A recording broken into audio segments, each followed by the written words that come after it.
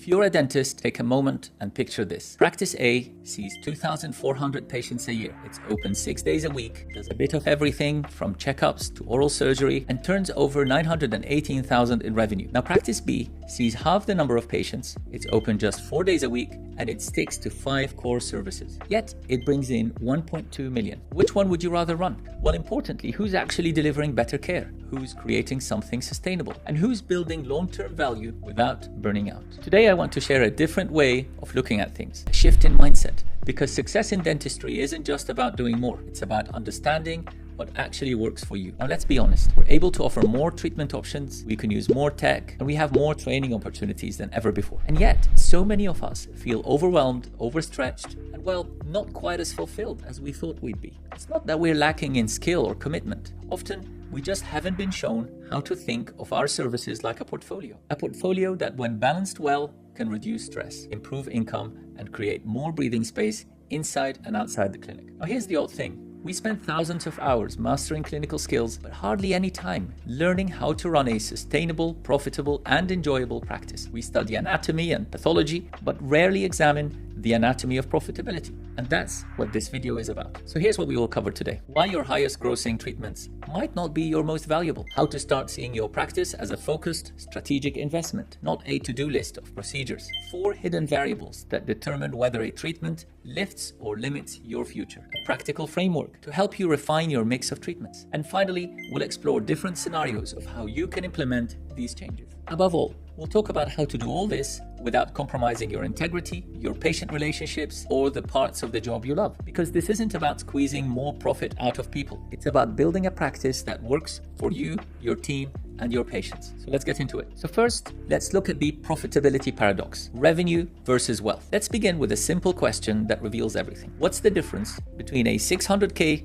dental practice and a 600K dentist? Well, one is building an asset, the other is working a job. So here's what I mean. Dentist A brings in around 730,000 a year. After overheads, lab bills, materials, wages, equipment, and other costs, they're left with about 210,000. They work long hours across a wide range of treatments and regularly stay late, finishing notes and handling issues. It's a decent turnover, but they're exhausted and they're starting to wonder how long they can keep this pace up. Now, Dentist B, on the other hand, brings in a little less, about 650,000, but keeps over 320,000. They've narrowed their focus to a few services they perform very well, set up efficient systems, and work fewer hours with far less stress. Patients are calmer, the team's more relaxed, and the dentist actually enjoys turning up to work. So what's the real difference? Well, it's not talent, it's structure. Dentist A is busy. Dentist B has built a smart structure. And that brings us to the heart of this session, working strategically. This is where most of us weren't taught anything. Procedure level economics. See, Dentist A is caught in what we call the revenue trap. The idea that doing more equals earning more. But it doesn't always work out like that. More procedures often mean more complexity, more systems to manage, more cost, and very often more stress. Meanwhile, Dentist B has done something simple but profound. They've focused. They do fewer things, but they do them really well. They've priced accordingly, systemized delivery, and protected their time. So how do you know which procedures to lean into? Well, that's where the 4 variables come in. The 4 variables that shape practice value. Every treatment you offer leaves behind a kind of economic fingerprint, a pattern that reveals its real value to your practice. The practices that thrive pay attention to all 4 of these variables. So let's get to the first variable, direct profit analysis. This goes way beyond the simple fee minus lab bill calculation most of us do. True profit includes lab and materials, your time at your ideal hourly rate, staff time for prep, assistance and follow-up, admin overhead, including scheduling, invoicing and insurance calls, facility and equipment costs, and hidden costs like adjustments and remakes and warranty work. So imagine a practice. The practice owner thought her crown and bridge work was highly profitable. She would charge $1,100 for a crown. The lab fees were at $180, so that's over $900 in profit. Well, that's what she thought. But when you do the full analysis, you see the real picture. If we take chair time at 2 hours at her target rate of £300 an hour, that's £600. Staff time at 2 hours at £30 an hour, that's £60. Lab fees, £180. Admin overhead, $75. Equipment and facility cost, $85. Average adjustment appointments, around £45. Total cost is $1,045. True profit, $55. Suddenly, this highly profitable procedure was barely breaking even. So what's the lesson? Well, we often don't really understand our profitability. The second variable is patient lifetime value impact. Different treatments attract different types of patients, and different types of patients have dramatically different economic value over time. So let's talk about the kinds of patients we tend to see, because not everyone approaches dental care in the same way, and that has a big impact on how a practice operates. We can broadly group patients into three patterns, not to label them, but to understand how their needs and decision-making styles shape the experience for both sides. First, there are the problem solvers. They usually come in when something's gone wrong: pain, a tooth is fractured, or discomfort. Their choices are often driven by urgency and cost, which makes perfect sense when they're in distress. They may, however, not always prioritize ongoing care, and still, they do deserve our respect and careful attention. So over time, their average lifetime value tends to be below $3,000. Then we've got the health maintainers. They keep up with their checkups, they're thoughtful about their health, and they tend to follow treatment recommendations. They weigh up costs and quality and generally build steady long-term relationships with the practice. Their average contribution over time tends to be a bit less than $10,000. And finally, we have the health investors. These patients actively seek to improve their oral health, sometimes from a functional perspective, sometimes aesthetic. Often both. They see dentistry as a long-term investment. They're usually well-informed, and they value quality and continuity of care. They're committed, consistent, and bring a sense of shared purpose to the treatment journey. Their average lifetime value can reach around $20,000 or more. Now here's the important bit. Different types of treatment tend to attract different types of patients. Some treatments, like for example an open and dress or extraction or denture repair, these naturally appeal to those in crisis. Others tend to bring in patients looking for long-term proactive care, and these are treatments like crowns, orthodontics, dental implants, or periodontal treatment. Now there's no right or wrong here. Every patient matters. But as clinicians and as leaders of our professional future, it's worth asking, what kind of care do we want to be known for? And is our current treatment mix aligned with the kind of relationships we hope to build? Now let's look at the third variable, skill development ROI. See, every procedure we offer relies on skills we've developed and sometimes invested heavily in. But not all skills give us the same return. Some add a huge amount of value to your work and your income without draining your time or energy, while others take months to learn, cost tens of thousands in training, and only benefit a small part of your practice, if they ever get used at all. Let me give you a comparison. High ROI skill development might look like learning digital smile design. It's not too costly, and it can completely change how patients see your treatment plans. Getting good at dental photography. It's low investment, but it elevates all your cosmetic work and boosts trust. Adding sedation training, which can open the door to higher value treatments and serve anxious patients more confidently. Lower ROI skills might include advanced oral surgery that takes a big toll mentally and physically and often makes more sense to refer. Orthodontics, which brings complexity and planning, software and time. Implant placement, great if it's your main focus, but it's expensive, time-intensive, and high on stress if it's just a small part of your week. Now, none of these are bad skills. Actually, they're very valuable. But the real question isn't, can I learn this? It's, should I learn this, given my current goals, resources, and the kind of practice I want to build? Let me give you an example. Let's say one dentist spends £40,000 in 6 months on an advanced implant course. 2 years later, they've only placed 15 implants, mostly under pressure and with a fair bit of stress. The return is quite modest. Now compare that to someone who invests just $8,000 in advanced composite techniques, facially driven smile design and photography. Within 12 months, they've doubled their cosmetic case value, improved treatment acceptance, and feel far more confident discussing aesthetic options. Same profession, same commitment to growth, but yet very different return, both financially and emotionally. So skill development is never just about learning something new. It's about choosing the path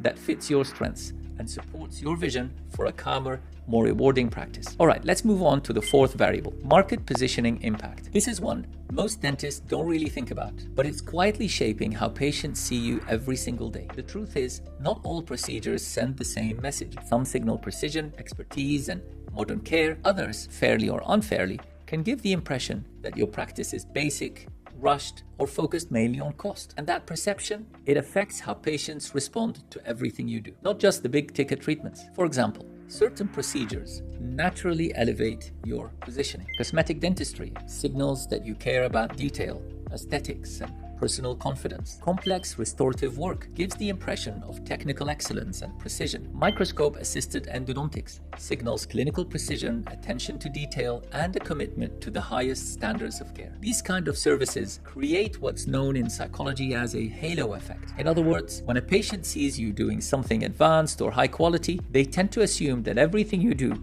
is equally high standard, even the basics. On the other hand, some services can unintentionally pull your positioning down. If most of your visible work is basic extractions, it can suggest you're more about speed than precision. Frequent use of amalgam fillings may give the impression that your practice is dated or less focused on aesthetics. Heavy reliance on low-cost promotions like free consultations or discounted scale and polish treatment can sometimes attract patients who are cost conscious, and that may leave with your other patients an overall impression that your practice provides budget care instead of tailored, high-value treatment. And if your diary is filled with emergency-only appointments, patients might perceive you as reactive. Now let's imagine a dentist who starts doing more smile makeovers, not because they're chasing trends, but because they genuinely enjoy aesthetic dentistry and want to help people feel more confident. So what happens? Suddenly patients begin to see them differently, not just as my dentist, but as someone with a specific area of expertise. They trust them more, they listen more carefully, they're more open to treatment, and they're more willing to pay a premium for it. That's the power of positioning. The work you choose to focus on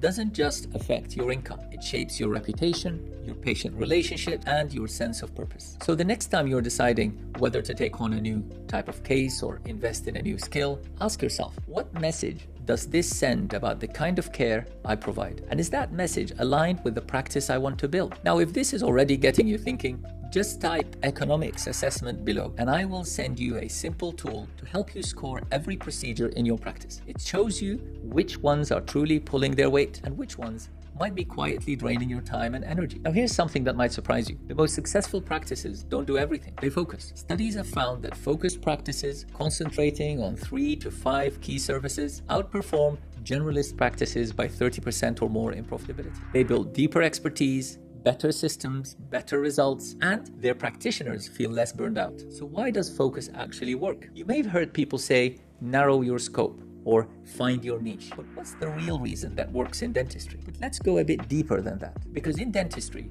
focus isn't just about branding or marketing. It's not about being trendy or exclusive or showing off. There are actually 4 powerful forces at play, each of which quietly improves how your practice feels, performs, and grows. Together, I call them the 4 levers of strategic focus. So let's take a quick look at each one. First, there's what we call the specialization premium. The truth is, people are willing to pay more for perceived expertise. A dentist known for smile makeovers or advanced endodontics is often able to charge higher fees, even for treatments that others also offer. Why? Because patients trust that they're in the hands of someone who's honed that particular craft. It's not about being flashy, it's about being focused. Then comes the systems effect. When you do similar types of procedures again and again, you get to optimize everything. Your diary becomes smoother, your team knows the flow, your ordering becomes efficient, and your communication becomes clearer. You're not reinventing the wheel with every case. You're building a rhythm, and that rhythm reduces stress for you, your team, and your patients. Now, there's also the confidence factor. When you're working in your zone of strength,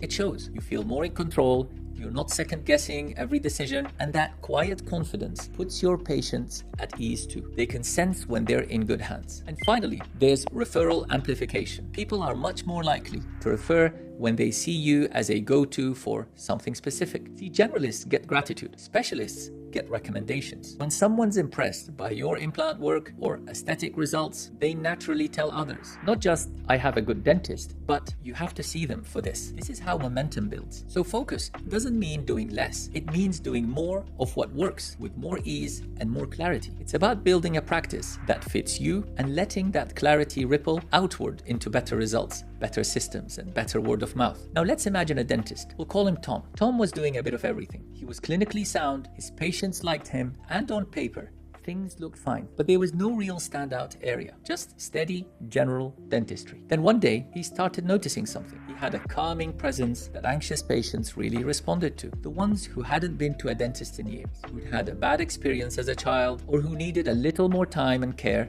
to feel safe. Instead of brushing that off, Tom leaned into it. He decided, maybe this is where I can make a real difference. So he made a few key changes. He trained in conscious sedation, he softened the environment, warmer lighting, calmer sounds, longer appointments. He developed a different style of communication, more reassuring, more collaborative, and he became a phobia-certified dentist. And slowly, things began to shift. His patients felt it, his team noticed it, his reputation began to grow. And within a couple of years, his practice had evolved into something much more focused. His average case value increased, he was working fewer hours with less stress, his diary started filling up weeks in advance, and dentists in the area began referring their anxious patients to him, all because he chose to focus, not by cutting things out entirely, but by saying yes with more intention. See, you don't need to do everything. Sometimes it's as simple as noticing what's already working well and choosing to do a bit more of that. That's how focus works, quietly, powerfully, and in a way that feels good on both sides of the chair. Now let's discuss the paradox of choice. And here's something interesting from behavioral psychology. When we offer too many options, people become paralyzed and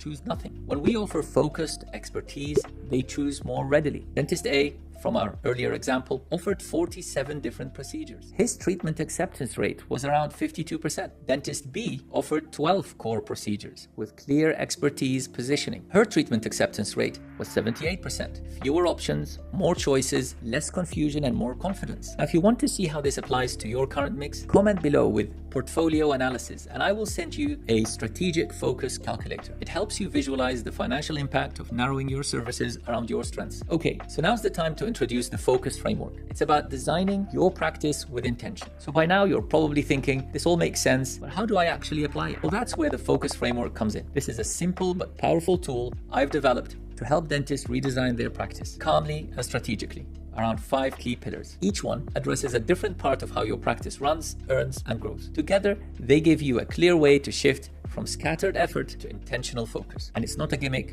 it's a lens you can use to look at your current practice and design something that's more profitable, more purposeful, and more sustainable. So let's walk through each one. The F stands for financial architecture, understanding where the value really is. First, know your numbers, but not just revenue totals. We're talking about the true value of each procedure you offer. And the way to do that, run something I call a true profit audit. You simply take each procedure and look at how much it brings in, what the real cost is, including materials, lab bills, staff time, and your own time, and how much effort it takes, both mentally and physically. Most practices find something surprising. Around 20% of their treatments are generating 70% of their actual profit, but they're spending way too much time on the other 80%. Once you see this, you'll never look at your schedule the same way again. Now, step 2 is to create opportunity cost awareness. This one is important and often overlooked. Every hour you spend on a low-value treatment is an hour you can't spend doing something more meaningful and more profitable. Let's say you're spending 6 hours a week on simple extractions that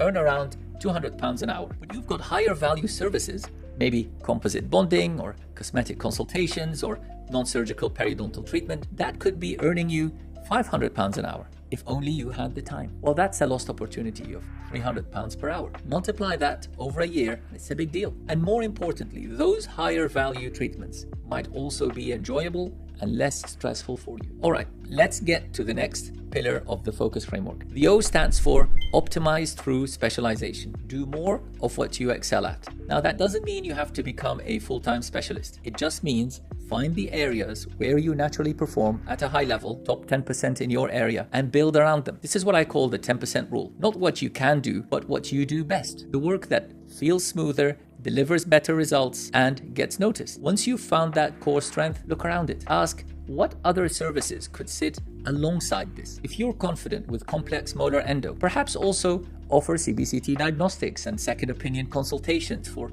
persistent pain cases. If you're great with anxious patients, maybe you offer sedation or extended appointments. And if you're strong in restorative implant planning, consider offering digital workflows, guided surgery, and implant maintenance reviews. This way, you're not constantly chasing new skills. You're deepening the ones that already work for you. And that's a much more sustainable way to grow. Now you need to know about the concept of the learning plan shift. Instead of jumping on every course that comes up, start choosing CPD or CE that feeds directly into your strengths. Ask yourself, what skills do I need to to refine this area even more? What equipment or systems would support that? And how can I use this focus to position my practice more clearly? That's what separates random professional development from strategic growth. Okay, let's move on to the C, which stands for customer lifetime value. We touched on this earlier, attracting the right mix of patients. So here's something many dentists overlook. Your patient base isn't just one big group. It's a portfolio, just like your treatments. And that mix matters. In a healthy, sustainable practice, you usually want the reliable maintainers. Those are the regulars who show up, accept care, and keep things steady. You want the health investors, the proactive patients who value long-term outcomes and tend to invest in higher value care. And you want a few problem solvers, those who show up when something breaks and sometimes become long-term patients over time. The key is designing your services and your messaging to attract the mix you want more of. So services that attract higher value patients could include comprehensive oral health assessments, implant consultations with CBCT-based diagnostics, adult orthodontic evaluations to assess aligner suitability, aesthetic consultations, microscope-assisted endodontics, or sedation options for anxious patients. On the other hand, certain offerings like emergency-only care or low-cost promotions tend to attract short-term, price-sensitive patients. Neither is bad, but the mix shapes your practice's direction, your workflow, and your emotional energy. And even subtle things like how you describe your practice can influence who walks through your door. Now compare the two statements here. Walk-in appointments available daily, or by appointment care designed around your schedule and long-term health. The first suggests speed, availability, and convenience, which may appeal to those in a rush or in an emergency. The second implies planning, continuity, and a more thoughtful relationship-based approach, qualities that tend to attract proactive, higher value patients. Now the U stands for utilization efficiency, which is about making the most of what you've got. You only have so many hours in a day. So does your team. So does your chair. Efficiency isn't about rushing. It's about placing your energy where it matters most. Start by reviewing your diary. Instead of letting appointments fall in at random, create intentional blocks of time throughout your week. So there are 4 types of blocks. The high value blocks protect your best hours for treatments that contribute most to your income, your confidence, and your future growth. Then we have the consultation blocks. Now set aside quiet, uninterrupted time for discussing treatment plans and reviewing cases properly. Then there are the routine blocks, where you group together simpler or maintenance procedures that run smoothly with minimal setup. And finally, the admin or CPD or CE blocks. Make room for the work behind the scenes, notes, planning, or ongoing learning, so it doesn't pile up or get rushed. Now also consider your own energy. Save high concentration work for when you're sharp. Don't leave full arch treatment plans for 5 p.m. on a Friday, and let your team help you batch and streamline wherever possible. One small adjustment, like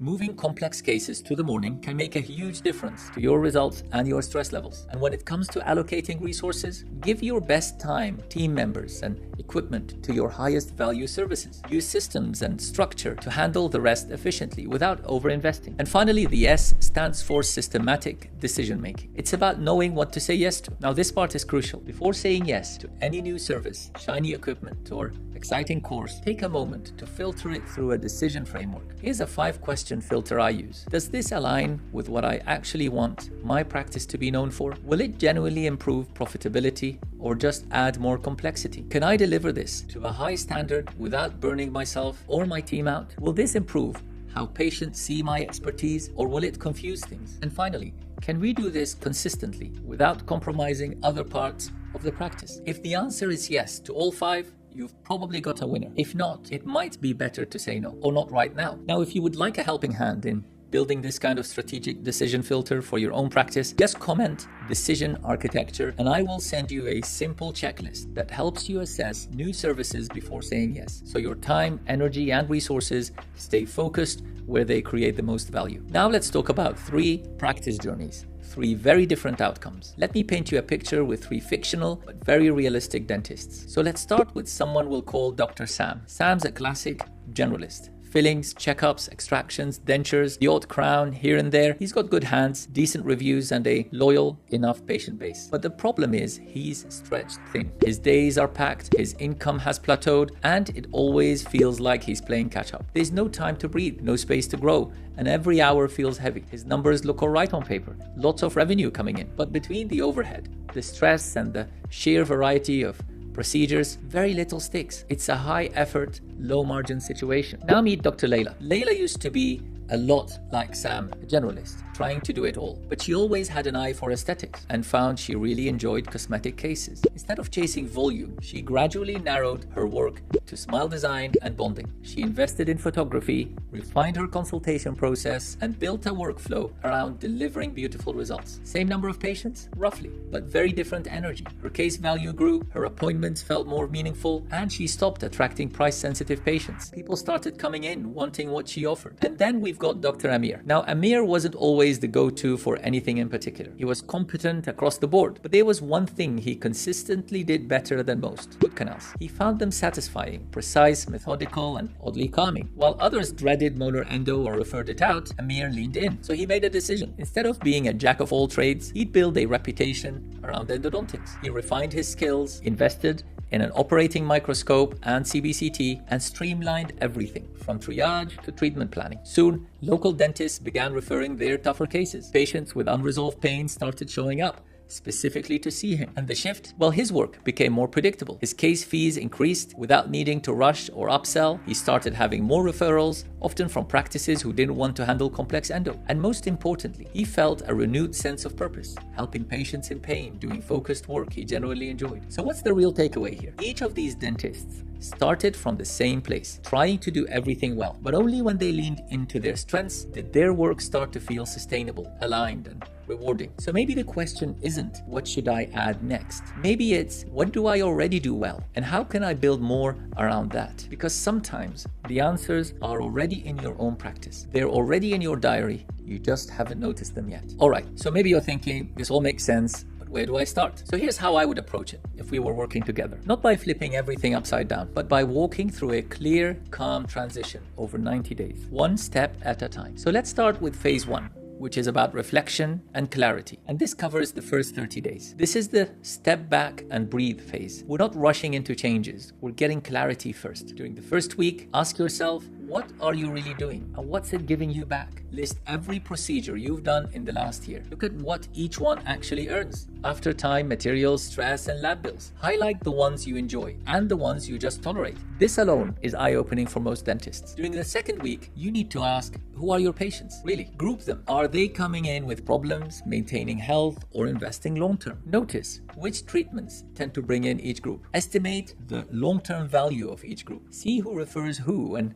why. During week 3, you look at where do you shine and where are you just okay. Be honest. Which procedures bring out your best work? Where are you strongest, both technically and emotionally? Which ones drain you, even if you're good at them? What equipment or systems support each area well and which feel clunky? And during week 4, you can look out for what's happening around you. Who else is doing what in your area? Are there any gaps that no one's filling? Is there a service you enjoy that's also in demand but undersupplied? This is less about competition and more about alignment. What do you do best and who out there needs it? Okay, let's move on to phase 2. Now during phase 2, you can start designing your practice the way you want. Now we've got data, it's time to start designing something more aligned with your future. In weeks 5 and 6, choose your focus area. Use the focus framework and look for services that are profitable, attract the right kind of patient, play to your strengths, are in demand, and feel like a good fit long term. And finally, narrow it down to 3 to 5 areas that truly make sense for you. During weeks 7 and 8, design your service mix. You can start to shape your future practice structure and divide them into core services. These are your bread and butter where you shine. Your supporting services. These are complementary treatments that make the journey smoother. And your transitional services, things you'll gradually do less of or refer out entirely. No need to rush it. We're laying foundations, not knocking walls down. All right, let's move on to phase 3. During phase 3, you'll be shifting gears gently. See, here's where we begin the shift, gradually and thoughtfully. Weeks 9 and 10 are about internal updates. Start adjusting your schedule so core services get prime time. Begin gently declining or referring work that doesn't align. Train your team around new systems or flows and improve processes around your chosen focus areas. During weeks 11 and 12, you can let the world know gently. Update your website and materials to reflect where you're headed. Start conversations with other dentists, especially those who might refer to you. Share content or education that reflects your focus, and make it clear what you love doing and who it helps. So why does this gradual approach work? It's because change doesn't need to be drastic. In fact, gradual transitions are often more effective. They let you keep patient trust, avoid sudden income drops, build confidence and skill as you go, and keep your stress low while making meaningful change. All right, now let's discuss your worries. Let's talk them through, because I know you've been listening and thinking, what about this and what if that? Well, let me answer the common worries. What if I lose patients? Well, you might, but often the ones who leave were never your ideal patients. What most dentists initially find is a slight drop in numbers, big increase in value per patient, happier days, more referrals, and less burnout. And after a while, the numbers increase by 30% or more. But I trained to do everything. Well, that's what makes you better at your something. Think about medicine. Every specialist started with general training. You're not abandoning your training. You're applying it with more focus. But what about emergencies? Well, you can still support your patients, but for some cases that are not aligned, refer. You'll often build goodwill and strong referral ties in the process. Won't I get bored doing one thing? Actually, the opposite usually happens. You get better results, your cases get more complex, you attract more interesting work, and you feel more in control, not less. So how do you know it's working? You'll want to keep an eye on a few key metrics. Think of it like a dashboard. Financially, you want to ask yourself, what are you earning per hour of clinical time? Are your case values improving? Is your overhead dropping? Operationally, you can look at, are more patients saying yes? Are your top time slots filled with high value work? Are you seeing more referrals? At personal level, are you enjoying the work more? Are you sleeping better? Are you getting time off without guilt? And for patients, are they happier? Are they staying longer? Are they telling their friends? So here are your next few steps, week by week. Week 1 is where you review all procedures with the 4 variables. You pick your top 3 most profitable and fulfilling ones, and you track what energizes you versus what drains you. In week 2, you study your patient base. You look for patterns, you do the maths on lifetime value, and you explore what's already in demand near you. In week 3, you complete your own focus framework. You pick your 3 to 5 likely focus areas, and you list what you'll need to grow them. And in week 4, you can begin saying no to things that no longer serve you. You focus more time on procedures you want more of, and you start building a new direction with your team behind you. Now, this isn't about making millions or becoming someone you're not. It's about bringing your work into alignment with your strengths, your values, and the kind of life you want to live. When that happens, you enjoy work more, your patients get better care, your practice becomes more financially stable, and your stress levels drop. Not because you're working harder, but because you're working smarter and more intentionally. If you'd like the tools to help with this shift, like the Practice Portfolio Analyzer, the Focus Calculator, or the Decision Toolkit, just comment below and I'll send them your way. You don't need to do everything. You just need to start saying yes to the right things. That's how we move from busy to brilliant. Thanks for watching.